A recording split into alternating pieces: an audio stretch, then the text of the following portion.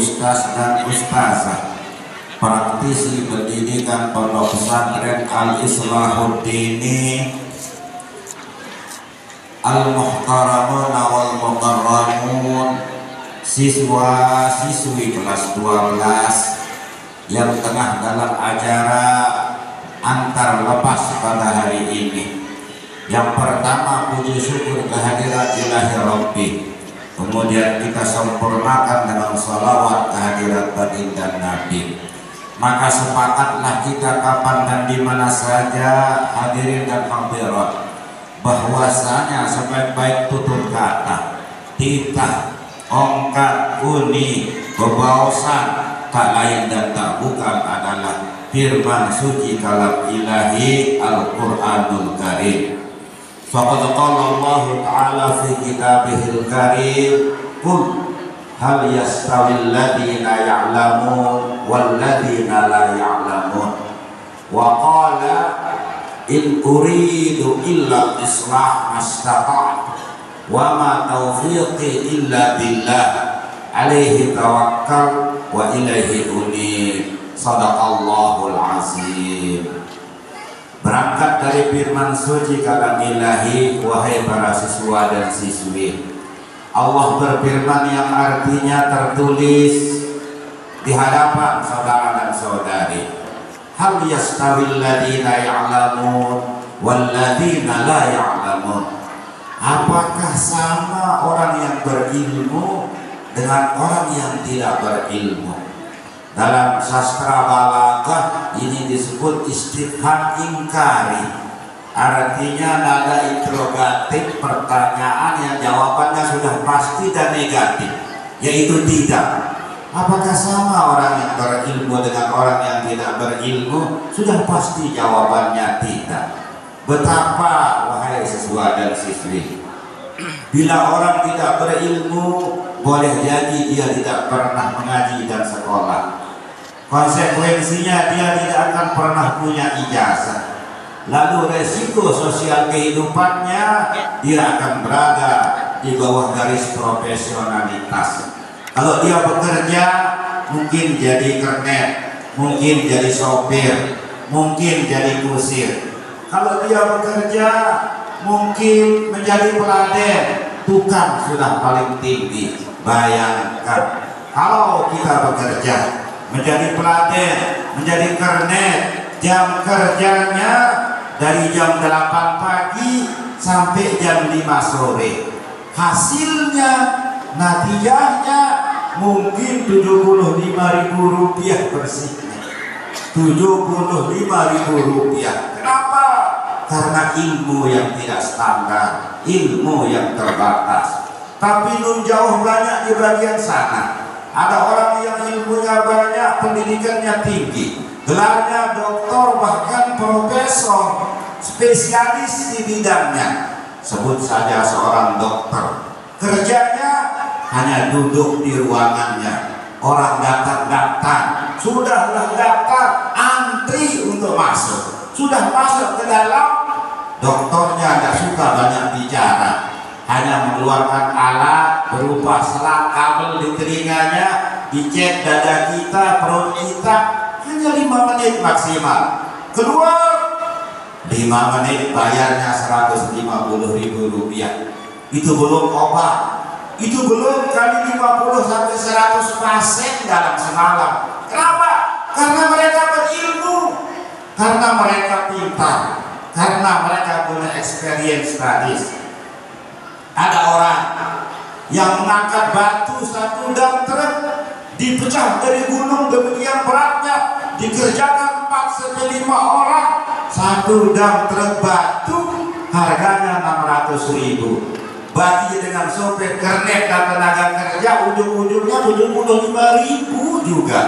Seperti itu. Tapi yang spesialis di bidang ilmunya, mengangkat batu hanya dengan alat kecil, biayanya 1 miliar. Mungkin namanya batu ginjal, mungkin namanya bola mata. Mahal biayanya, banyak hasilnya, besar gajinya. Kenapa? Yang membedakannya adalah ilmu. Sadaqallahul azim, maha benar Allah atas atas segala firman-Nya. Sekali lagi, apakah sama orang yang berilmu dengan orang yang tidak berilmu? Jawabannya pasti tidak.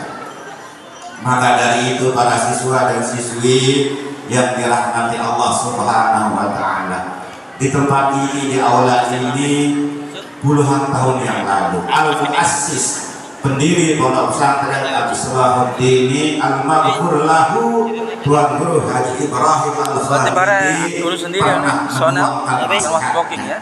Kata beliau, kalian jangan pernah merasa kenyang dengan ilmu yang sudah didapat, tapi tuntutlah ilmu sepanjang hayat di badan kita, sampai kalian dan kita dihantar menuju liang lahat. Karena ilmu Allah Ta'ala tiada batasnya.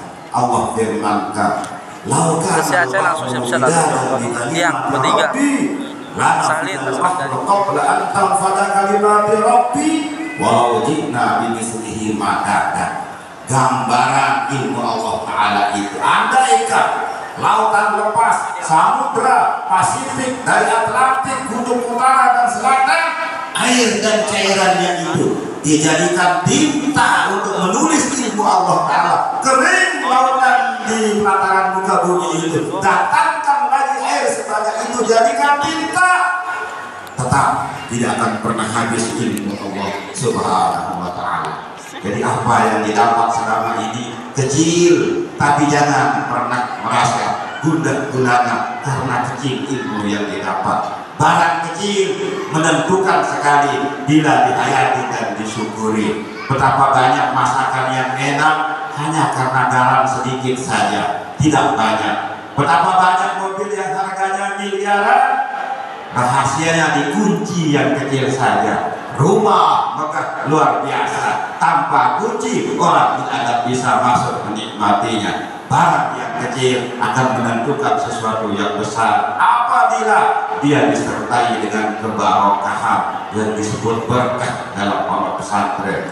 yakni ziyadatul khair alal khair, bertambahnya kebaikan menjadi lebih baik lagi. Itulah harapan kita, siswa siswi yang dirahmati Allah Ta'ala, para wali santri yang diberkati Allah Ta'ala, saudara dan semuanya tanpa kecuali, kita dipersaudarakan, dipertemukan dalam satu alma mater, yakni pondok pesantren Al-Islahuddin. Dengan demikian kita sudah memiliki ikatan batin antar alumni menjadi keluarga besar daripada pondok pesantren Al-Islahuddin. Saudara siswa dan siswi yang dirahmati Allah Subhanahu wa Ta'ala, menjauh sejak sebelum kemerdekaan, para muassis pendiri pondok pesantren ini telah menemukan, menghayati dan menggali kandungan yang dalam di ayat suci Al-Quran.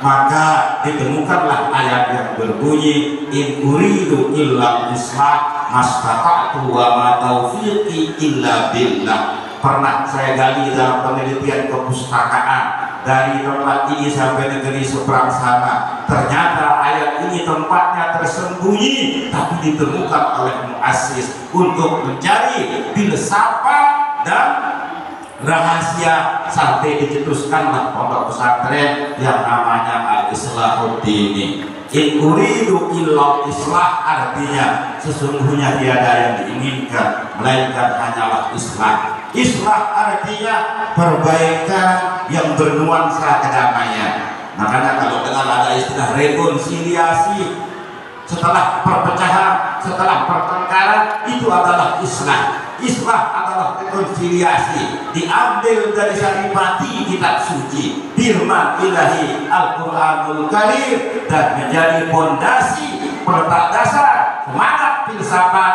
berdirinya pondok pesantren Al-Islahuddin. Alhamdulillah Rabbil Alamin. Karenanya pada hari ini tamat bukan berarti selesai, tapi tamat hanyalah perpindahan untuk mencari, menuntut ilmu sebanyak-banyaknya. Dulu Al-Maghfurlah Al-Muassis Tuan Guru Haji Ibrahim Al-Khalidi menyampaikan semua hadis Nabi di tempat ini. Beliau sampaikan dan ajarkan man amila bima alima warafahullahu bima lam ya'lam.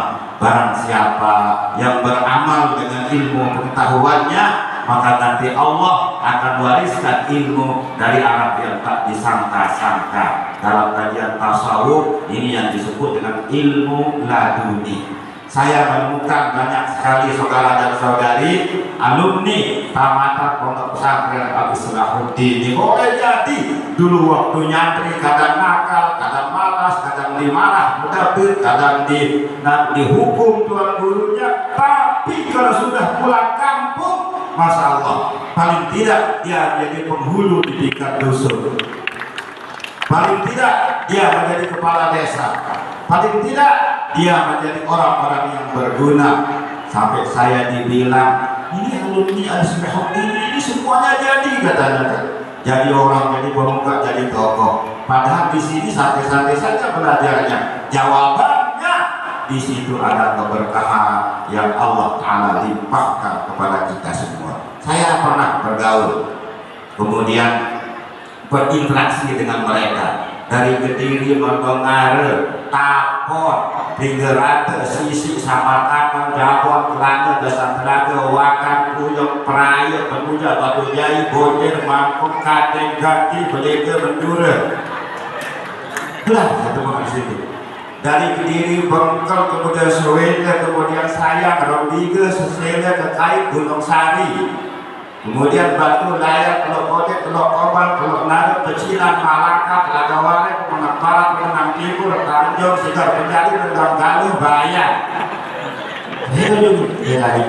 Saya dapati di situ banyak alumni-alumni yang menjadi orang-orang yang berguna. Alhamdulillah, alhamdulillah rabbil alamin. Nah, sekedar ini sebagai motivasi dan tentunya dari kekurangan lah kita menggapai kesempurnaan. Lebih kurangnya atas nama pembina dari para pondok pesantren Al-Salahuddin ini mengucapkan jazakumullahu khairan katsira. Assalamualaikum warahmatullahi wabarakatuh.